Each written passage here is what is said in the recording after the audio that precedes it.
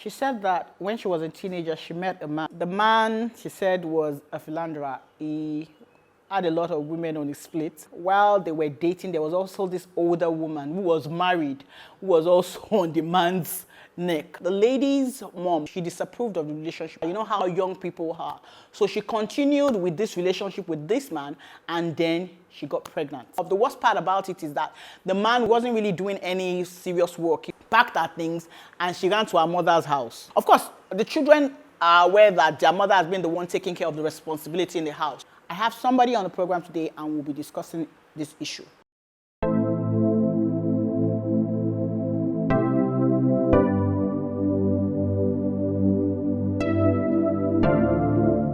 Hello. So today I'll be telling the story of a lady who wants to remain anonymous. Her story goes this way. So she said that when she was a teenager, she met a man.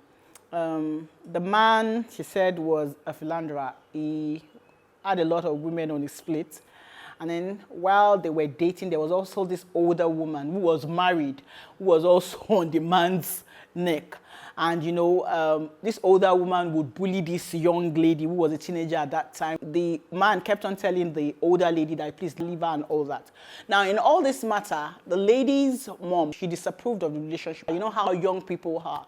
So she continued with this relationship with this man, and then she got pregnant. When she got pregnant, I mean, her mom was really angry and told her that she didn't like what was happening and all. But with this pregnancy, she was staying at home.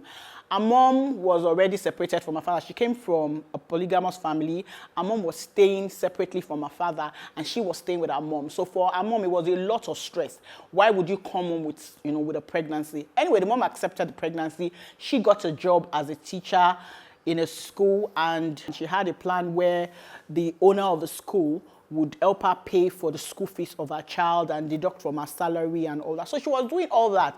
And she said that they were staying not far away from the man's house. So from a compound, she could see the man's house. And at that time, the man was still carrying different kind of ladies. It was obvious that the man was cheating.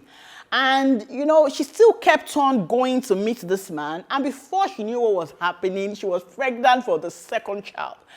At this point, my brother was like, there's no way I'm responsible for you, responsible for your child, and now responsible for another child. Her mom sent her packing to the man's house, and then she started staying with the man. But the man kept cheating, doing all sorts of stuff. The worst part about it is that the man wasn't really doing any serious work. He was always laid off. He would start work and then they would lay him off and, you know, things like that. Eventually, she started trying to do stuff. You know, at a point, she was a teacher. She left. She tried to start doing business so that she could take care of her children. She started selling a lot of stuff and she was sending her children to school. And she said she did not want to leave the marriage because she just felt, look, I have 4 children for this man. I cannot leave this marriage at that time. At that time, she was already tired because she was the one responsible for all the children. And this man was still cheating, by the way. So she said that she was going to concentrate on her children. She decided that she was going to concentrate on her business and just generally see them through.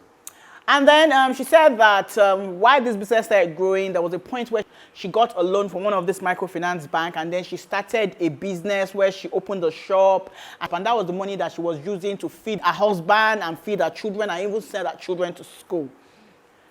She said that there was a point where her husband came to meet her, and her husband said that he needed 200,000 naira, that he got a job, and that job he had to pay 200,000 naira for admission or something like that. And she thought to herself, look, I am not totally an illiterate. Why would you get a job and they will tell you to apply for the job and tell you to pay 200,000 naira for this job?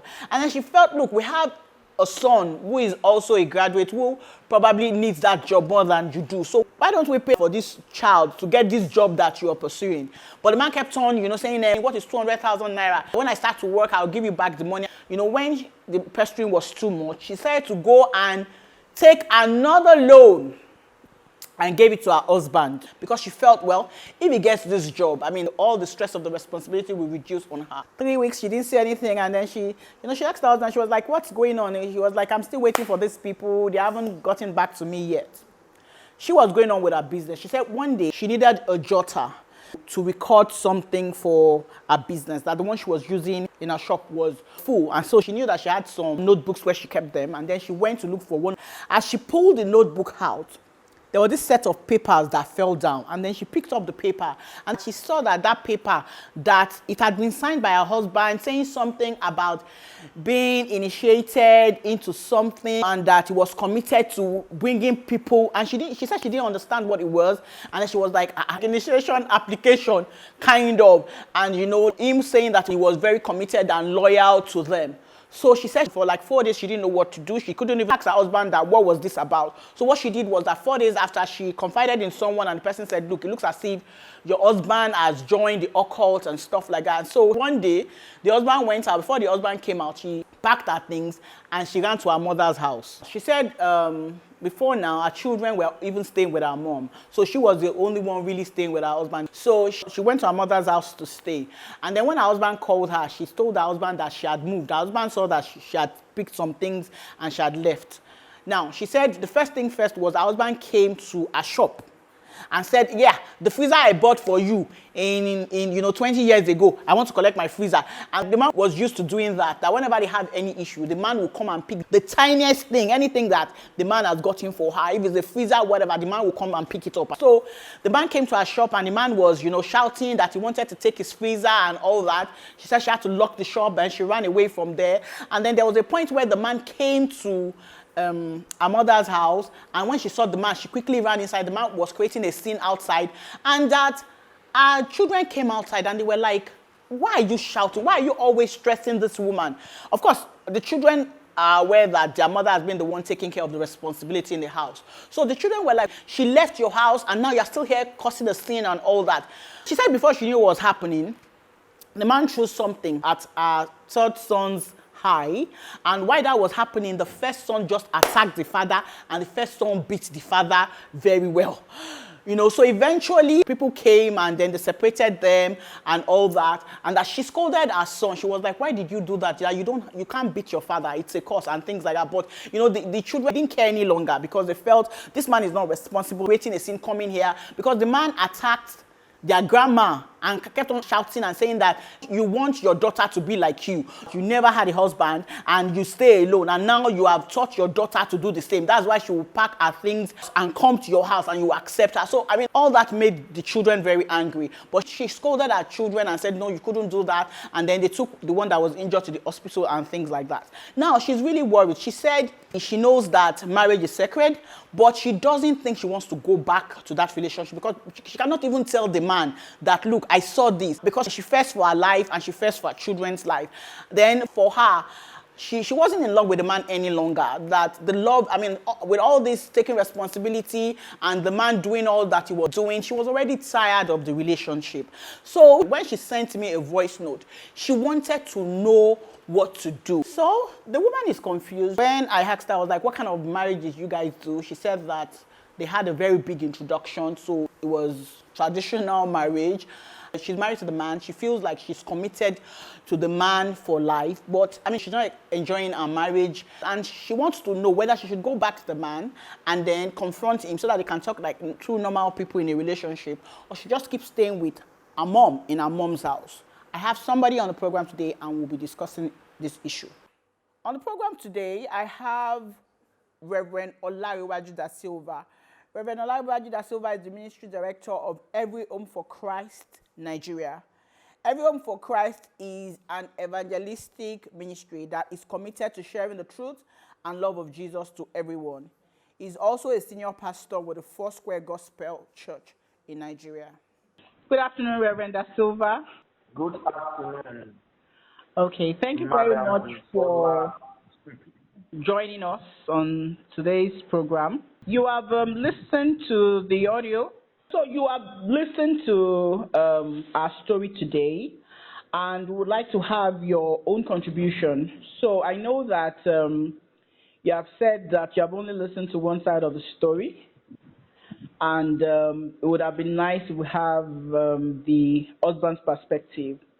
But if someone comes to you and tell you that story, what are the first things that you will tell the person to do?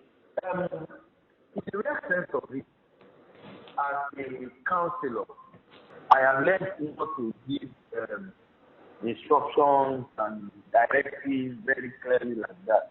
I have learned that I should practically help the person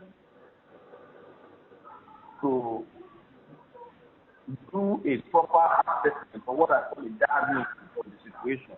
Okay. And be able to identify what are the key issues that have led to the present situation of things. Okay.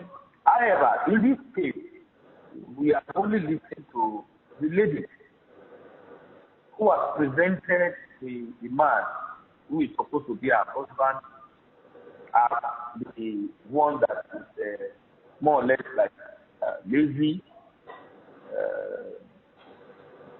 irresponsible. who has presented him as somebody who is irresponsible, somebody who comes to you once we have this understanding, he comes and retrieves everything that he has given you in the past.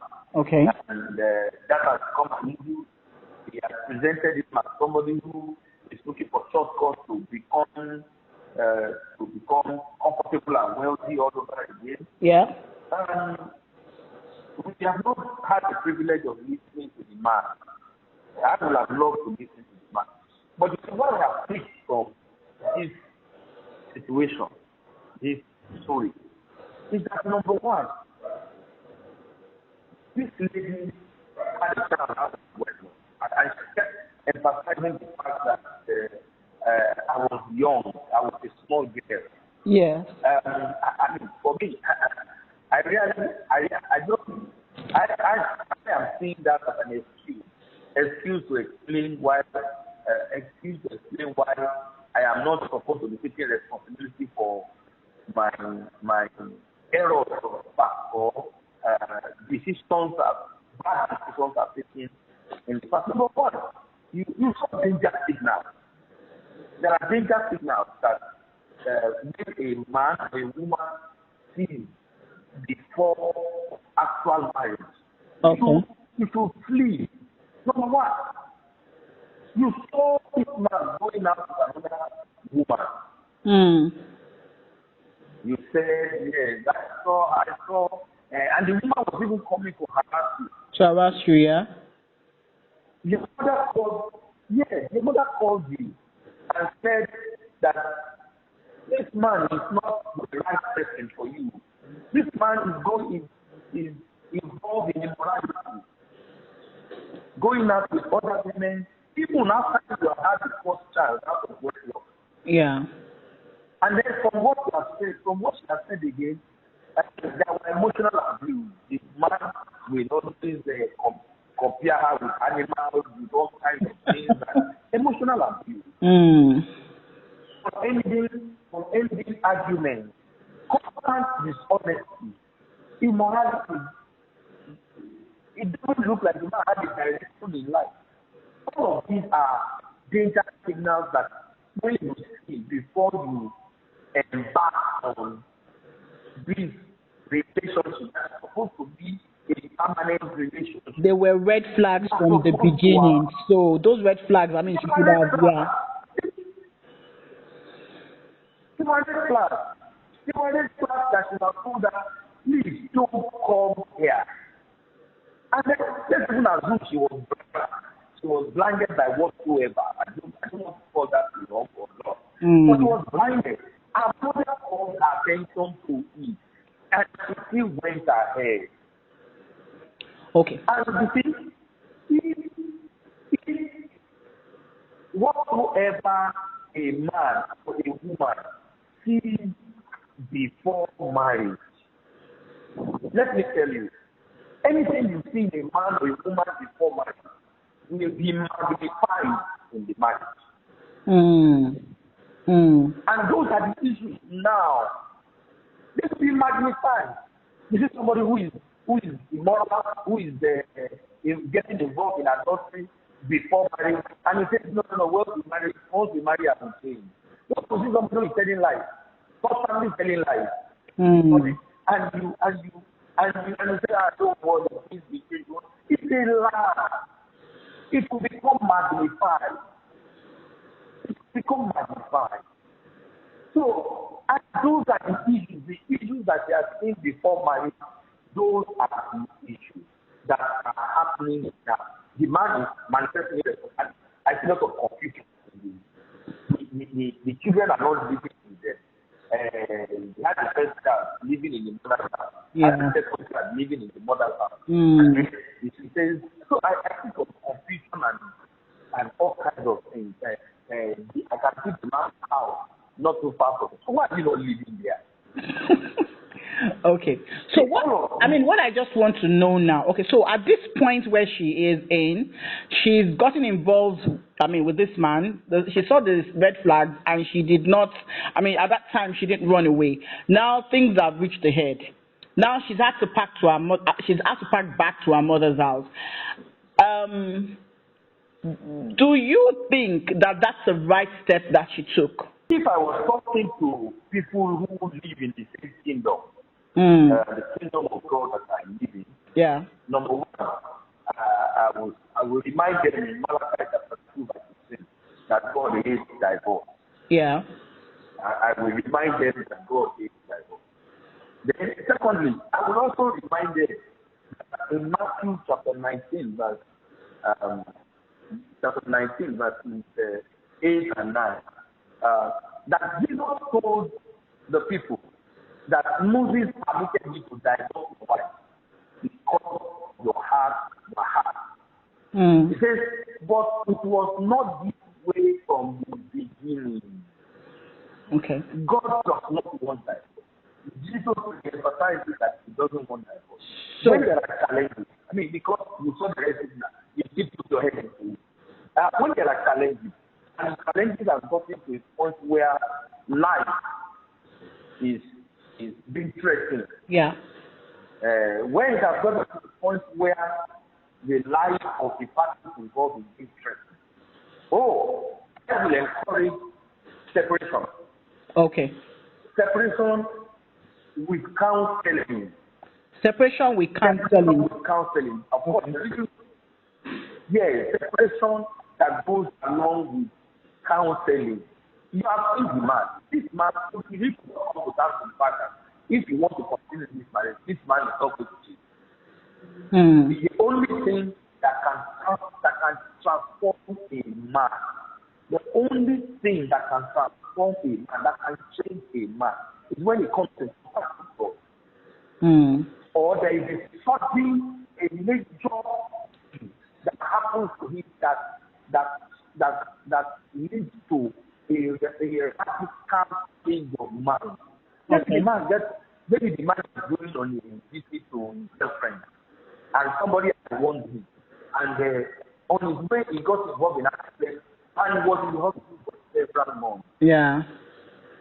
When that man comes out of the hospital, there is tendency for him to realize that, hey, my life is at risk here. If I continue this, God will kill me.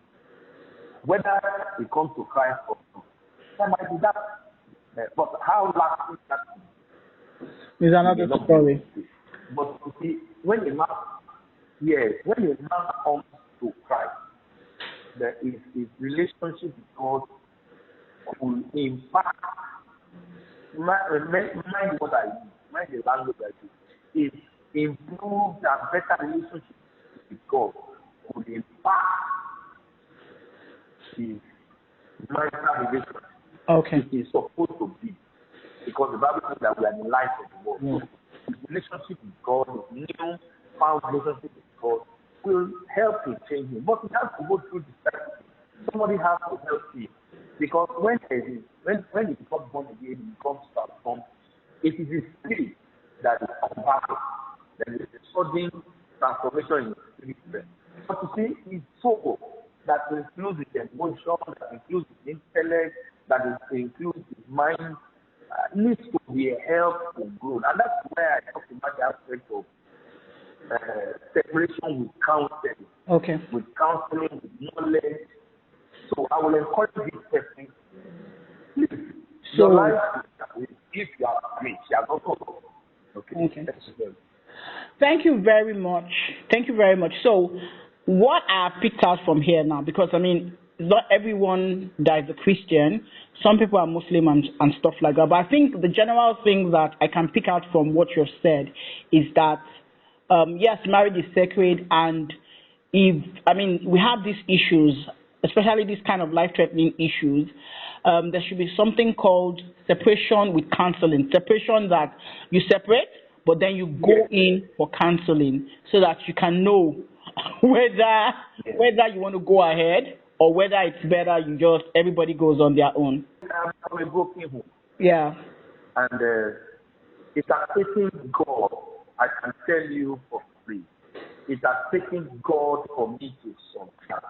There are so many who did not survive. Yeah. And when I say so many, it might be like 8 out of 10 that did not survive from a broken home. So yeah, from a broken home. Okay. So I mean, you would your own take would be your own take would be separation with counseling, with the intention that things can be resolved and they can go back to being together so that they can raise their children properly. So that they can raise their children. If not, what we will have created will have been the next generation of irresponsible children. Because it takes the parents to be able to groom the children for the next generation. So if every marriage that fails is a seed towards a failed next generation. Whether they like it or not, I hate to talk about. So anytime I see any marriage that is shaking, I am quick to want to help. I'm quick to want to step in, because once a marriage fails, it is a seed towards a failed next generation. And it hurts my heart so much. I tell you, it has taken God for me to survive. Okay. For me to survive. And I made a commitment that it will never happen to me in my home. So I am willing to pay any price, to any sacrifice to ensure that my marriage is doing well. Okay. That my children, I tell you, so one day during my family year, I went into one of my friends, my colleagues, core members. I went into a room and I saw a family photograph. I wept. I saw a family photograph. I wept. And I said to God, I will have this kind of family. So each time I get into my room and I see my family photograph, it's like a vision fulfilled. It's that comes to pass. And I tell you, my children's family will also be successful. Like I pray for that woman and every other woman and the men who are going through turbulent marriage. That the God of heaven will heal their marriages. Amen. That the God of heaven will touch their heart and help them to know. Like, it's not just about them, it's about the next generation. Thank you very, very much for this counsel. We really do appreciate it. Thank you so, so much. We really appreciate you taking time out to contribute to this show. Thank you very, very much, Reverend Da Silva. So you heard his view. He was particular about counseling. He said counseling because he's particular about the future generation. And for him, because he comes from a broken home, he believes that every marriage has a chance, and that if you go through counseling, proper counseling, maybe those issues can be resolved and a family can be forged. What do you think? I mean, what are your own thoughts on this?